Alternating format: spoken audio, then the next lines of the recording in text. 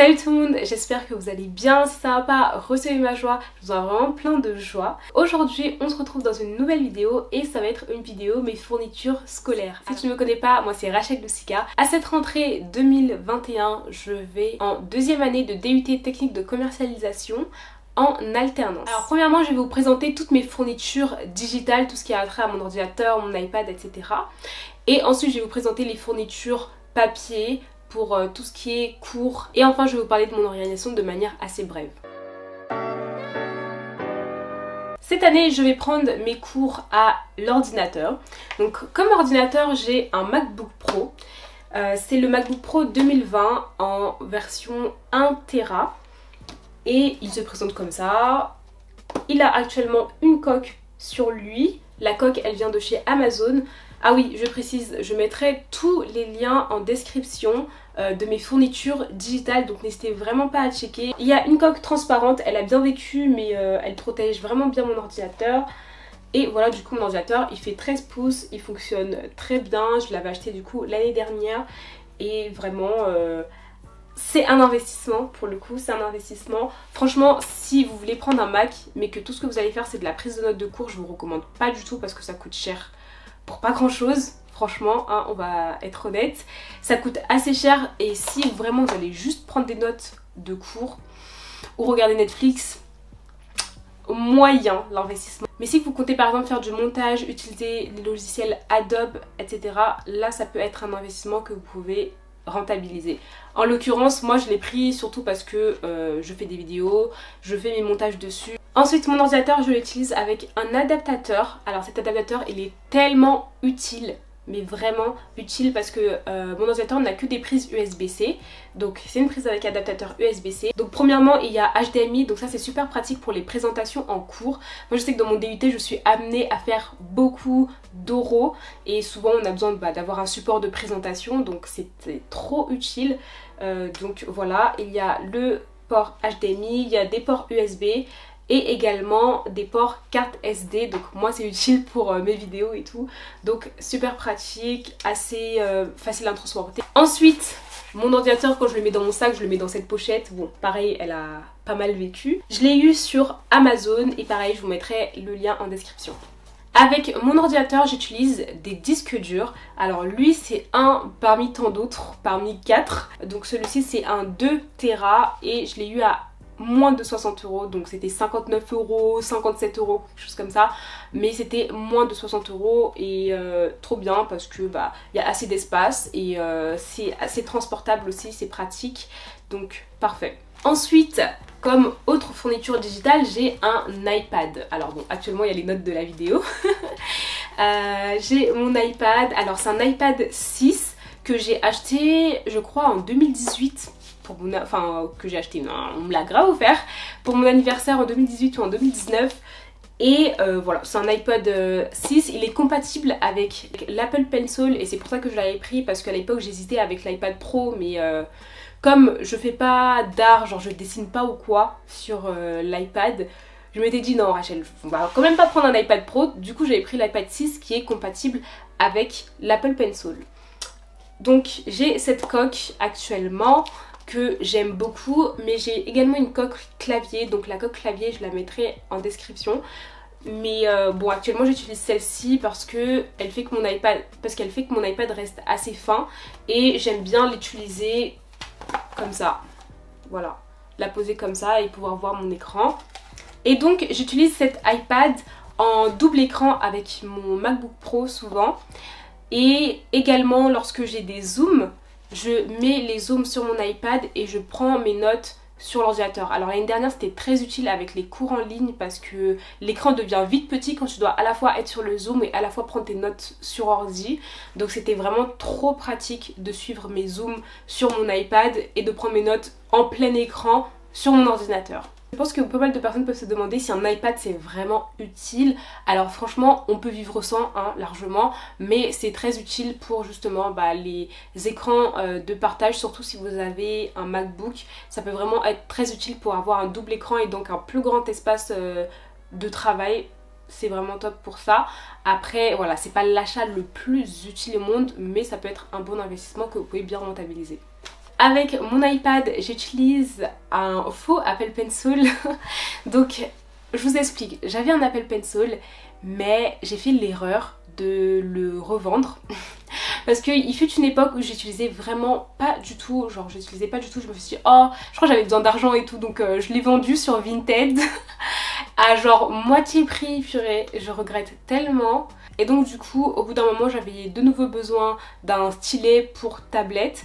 J'ai trouvé celui-ci sur Amazon qui était à genre moins de 20 € et il fonctionne sur tout type d'écran, donc autant sur mon iPad que sur mon iPhone, que sur le touch bar de mon MacBook Pro, que sur je sais pas, un téléphone quelconque ou une tablette quelconque, et donc ça c'est top.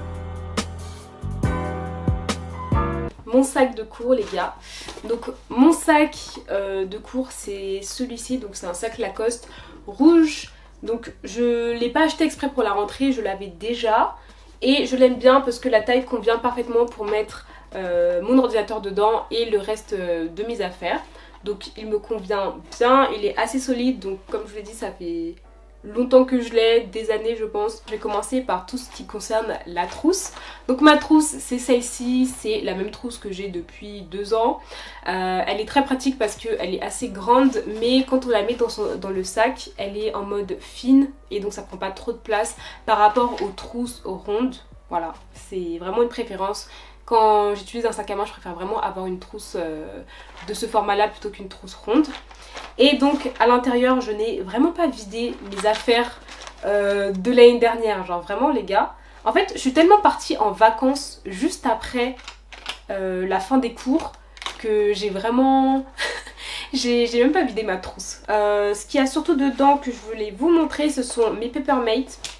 Donc mes feutres Papermate, ce sont des feutres que j'aime beaucoup. Cette année je vais pas en racheter parce que j'avais acheté des Papermate en individuel pour les couleurs que j'utilisais le plus, à savoir le noir, le bleu.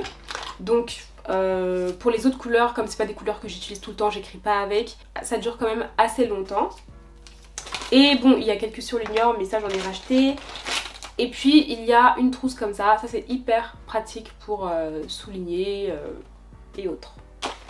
Ensuite, pour les fournitures que j'ai achetées, il y a ces stylos. Donc cette année, j'ai pas pris les stylos Bic. J'ai pris ceux-ci pour mes stylos bleus. Je trouve qu'ils écrivent bien et j'aime bien le bleu de ces stylos. Genre, je sais pas comment expliquer. Mais ouais, j'aime bien le bleu. J'aime aussi le bleu des stylos Bic, mais je sais pas, j'avais envie de changer. Donc j'ai pris ces stylos-là. Donc il y en a 4. Donc ça, je vais sûrement en racheter en cours d'année. Ça va être pour le semestre 1 limite. Donc ensuite, comme stylo, il me restait ceci des fournitures de l'année dernière. Donc il y a un rouge, un vert, un noir. Donc pile poil les autres couleurs différentes des bleus, donc c'est parfait. Ensuite je me suis prise des Critérium, donc ça je les ai trouvés à Action, c'est 2 Critérium tout simplement parce que j'en avais plus. Et j'ai pris des gommes avec, bon du coup il y a 4 gommes, je vais les donner à mes frères je pense, mais voilà parce que les gommes ça dure grave longtemps. Donc voilà, des gommes. Ensuite je me suis prise des rubans de correction, donc ça c'est trop utile, vraiment trop utile pour les DS sur table. C'est trop bien, toujours avoir une souris dans sa trousse. Ceux-là ils viennent de chez Leclerc. Ensuite j'ai mes surligneurs. Alors ceux-là ils datent des fournitures de l'année dernière, parce que l'année dernière j'avais pris 2 paquets de chaque surligneur à chaque fois. Donc premièrement on a les surligneurs bien fluo, bien visibles que j'utilise. Donc voilà, il y en a 8 dedans. Et ensuite j'ai des fluos pastels, donc pareil ça date de l'année dernière. Et il m'en reste 3, donc voilà. Ce sont des fluos pastels, rien de nouveau. Donc là on va passer à la partie plutôt cahier, pochette, organisation de cours, fiches, tout ça. Alors cette année j'ai décidé de ne pas prendre de fiches Bristol, tout simplement parce que je trouve ça trop volatile et c'était vraiment plus pratique pour moi. À la place j'ai pris des carnets. Donc ce sont des carnets à petits carreaux avec des intercalaires. Et une pochette, une couverture plastifiée, donc ça c'est top. Et ce que j'aime c'est que voilà, c'est quadrillé un peu comme sur sur les fiches Bristol, mais c'est pas des fiches Bristol, donc il y a tout au même endroit. Et du coup ce que j'aime bien ce sont les séparateurs. Et les séparateurs je vais les utiliser par matière, parce que dans mon DUT il y a énormément de matières, il y a une bonne quinzaine de matières par semestre, ok, par semestre. Et donc du coup ça va me permettre en fait de diviser les différents cahiers pour différentes matières. Donc tout ça je l'ai déjà défini à l'avance. Et c'est donc pour ça que j'ai pris 4 carnets. Donc j'en ai pris 3 comme ça. Alors ceux-là c'est pour des matières bien spécifiques, enfin que j'ai déjà définies à l'avance. Dans ces carnets-là il y a 5 séparateurs, mais je vais pas utiliser les 5. Je fais environ 3 à 4 matières par carnet. Et ça c'est pour les langues, donc j'ai pris le rose spécial pour les langues. Donc ici il y aura uniquement l'anglais et l'espagnol, voilà. Ensuite j'ai pris d'autres carnets comme ceci. Alors ceux-là c'est pour faire des fiches, mais des différents types de fiches. Les fiches que je vais faire avec ces carnets là c'est vraiment des fiches sur base de mes cours, à l'IUT. Ça c'est plus pour des fiches de renforcement ou de recherche personnelle ou de soutien scolaire, donc voilà. Ensuite j'ai pris des petits carnets comme ça. Alors ces carnets là ils vont me servir de cahiers d'exercice. Donc ça va vraiment être des cahiers pour réviser, faire mes exercices, parce que quand je révise moi j'ai besoin de beaucoup écrire. Donc voilà, ça sera pour refaire les exercices faits en classe, les différents exercices, voilà. Cahier d'exercice, tout simplement. Donc ceux-là je les ai pris à Action. Pareil pour les 2 types de carnets que je vous ai présentés précédemment, je les ai aussi pris à Action. Ensuite j'ai pris ce cahier. Du coup c'est un cahier à petits carreaux. Donc ce cahier je vais l'utiliser pour les matières chiffrées type maths, statistiques, gestion financière, où il y a beaucoup de chiffres. Je sais pas pourquoi mais dans ma tête j'ai associé les grands cahiers à petits carreaux pour les maths. Donc voilà, je vais l'utiliser pour les maths, surtout en cours, lorsqu'il faudra écrire, faire les exercices en classe, etc. Enfin pour les maths, pour les matières à chiffres. Ensuite, pour les différents cahiers, je vais utiliser des post-it comme ça pour séparer les différentes pages, séparer les différentes leçons, pour facilement les retrouver lorsque j'ai les carnets en face de moi. Donc j'en ai comme ça en format plastifié, donc ceux-là ils viennent de chez Action. Je les avais depuis l'année dernière, ils sont pas terminés, donc voilà. Et j'ai celui-ci de chez Emma. Et ceux-là ils sont en papier. Ce que j'aime bien c'est que je peux écrire dessus et c'est hyper pratique, parce que du coup je peux par exemple écrire je sais pas, leçon 1 et puis mettre le post-it, et je sais que tel post-it c'est telle leçon et je me retrouve plus facilement. Enfin bref, c'est pratique d'écrire dessus. Ensuite je me suis prise des pochettes, donc j'en ai pris 5 pour 5 matières bien définies. Alors les 5 matières en question ce sont les matières où je pense qu'on va avoir soit un fascicule de TD, soit beaucoup de feuilles. Donc pour l'instant c'est une estimation, voilà, pour l'instant c'est vraiment une estimation, parce que je trouve qu'en cours d'année, quand on voit comment fonctionne le prof, etc., on peut mieux aviser en ce qui concerne les fournitures scolaires. Et comme cette année personnellement je change de campus, donc avant j'étais à l'IUT de Fontainebleau et là je vais à l'IUT de Sénart pour mon alternance, parce que c'est le campus des alternants, bref. Je connais pas tous les professeurs, mais il y en a que j'avais quand j'étais à Fontainebleau. Donc du coup je sais déjà comment ils fonctionnent au niveau de leurs cours, donc c'est plus facile de m'organiser. Mais pour les autres, je vais aviser, mais en tout cas d'après les estimations, après avoir consulté mon emploi du temps de l'année prochaine, avoir vu le nom des professeurs, etc., ce sont... il y a environ 5 matières où je pense qu'on aura pas mal de feuilles. Donc c'est pour ça que j'ai pris 5 pochettes, tout simplement. Pochettes individuelles, parce que c'est plus facile pour moi de gérer les pochettes comme ça, parce que j'ai aussi un trieur, mais je vais vous expliquer ce que je vais faire avec. Donc voilà, ça c'est vraiment pour les matières principales, les grosses matières à TD. Voilà. Alors toutes les pochettes que j'ai prises, elles viennent de chez Action. Ensuite j'ai également un trieur. Donc ce trieur je l'ai depuis des années et chaque année je le réutilise c'est vraiment top. Je l'avais pris à Leclerc et à l'intérieur il y a 12 compartiments, donc c'est top, surtout pour mon DUT parce qu'il y a 10 000 matières, genre vraiment, donc ça c'est vraiment parfait. Et justement dans mon trieur je vais mettre les autres matières qui ne font pas partie des 5 matières principales. Si jamais j'ai besoin d'imprimer des cours etc, bah, je les mettrai tous là-dedans. Et aussi par rapport à mes matières, en fait ça change au fur et à mesure du semestre. Par exemple au début du semestre on va avoir 2 mois de marketing de points de vente, mais les 2 à 3 autres mois restants du semestre on va pas du tout avoir cette matière. Donc ce qui se passe c'est que si par exemple ma pochette ici se remplit, bah je viens la mettre dans mon trieur et je remplace cette pochette avec une matière principale en cours. J'espère que vous avez capté. Mais bref, en gros, ces pochettes-là, je les viderai au fur et à mesure dans le trieur. Et dans le trieur, il y aura les autres matières qui ne nécessitent pas forcément d'être transportées avec une pochette souvent. Donc voilà, le trieur, vraiment, il reste chez moi. Les pochettes, ce sont les pochettes que je transporte. Ah oui, et après, j'ai une pochette multimatière que je garde dans mon sac à main. Donc si par exemple il y a un jour où j'ai une matière, enfin comme ça, si jamais on me distribue des feuilles, bah, je mets ça dedans et après chez moi je viens classer les feuilles qu'on m'a données dans mon trieur pour savoir à quelle matière précise elle appartient. Ensuite j'ai ce petit carnet, donc c'est un petit carnet que je vais toujours avoir dans mon sac tout simplement pour prendre des notes lorsque j'ai des idées ou quoi que ce soit, ou genre juste l'avoir à côté de moi pour prendre des notes etc. Vous savez, enfin des petits trucs soit qui sont dits, soit que je dois retenir ou quoi que ce soit. Donc voilà, petit carnet. Et ensuite j'ai ma calculatrice, voilà. Parce que dans mon DUT on a pas mal de chiffres, quand même pas mal de matières chiffrées. Pas du tout à mon grand plaisir, mais on s'adapte hein. Donc voilà, j'ai une calculatrice scientifique, voilà.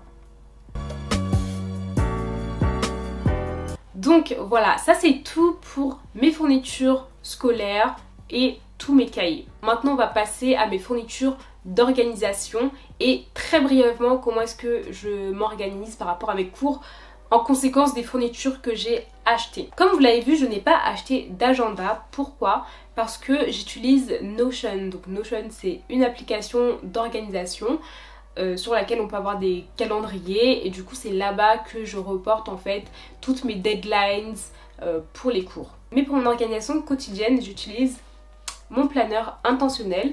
Donc c'est un planeur journalier, donc il y a en fait une double page par jour et c'est un planeur non daté. Donc je perds aucune page. Cet agenda là il me permet vraiment en fait d'organiser mes journées de manière assez structurée en conséquence des différentes activités que j'ai. Donc ça c'est vraiment parfait pour moi. Donc d'un côté on a tout ce qui est date, objectif du jour, priorité du jour, tâche à faire. Et de l'autre côté on a l'emploi du temps où du coup on peut marquer les horaires de la journée et mettre en face ce qu'on va faire à ces horaires là. Et il y a différents espaces, bilans, etc. Donc si vous ne le savez pas, c'est ma marque de planeur. Donc voilà, c'est moi-même qui ai designé et qui met en vente ce planeur. Donc voilà, n'hésitez pas du tout à checker, à envoyer toute votre force en suivant la page Instagram et en achetant votre planeur. Ils sont disponibles sur Amazon, donc n'hésitez pas du tout à checker les liens en description pour acheter votre planeur. Ensuite, j'ai également un carnet to-do list, donc toujours de ma marque. Alors les carnets to-do list, ils me permettent de faire mes brainstorming.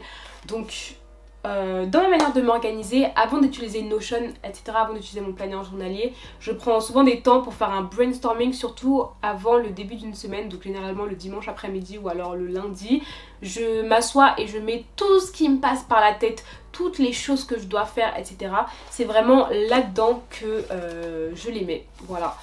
Donc à l'intérieur il se présente comme ça, enfin moi j'ai la version de l'année dernière, le design a légèrement changé mais c'est toujours le même principe. Donc voilà, c'est tout simplement un carnet to-do list pour avoir toutes ces tâches à faire au même endroit, voilà. Donc voilà, c'est la fin de la vidéo, j'espère vraiment que celle-ci vous aura plu. N'hésitez pas du tout à me le dire en commentaire si c'est le cas, à liker cette vidéo et à la partager. En attendant la prochaine vidéo, on se retrouve sur Instagram, donc c'est là où je suis le plus active, donc n'hésitez pas du tout à venir me suivre sur Instagram @RachelLoucica. Vous pouvez également suivre la page Instagram de ma marque de planeur @intentionnel. On parle là-bas d'organisation, de productivité et de gestion du temps. Donc voilà, n'hésitez pas du tout à suivre la page. Et c'est tout pour cette vidéo. On se retrouve dans la prochaine. Bye!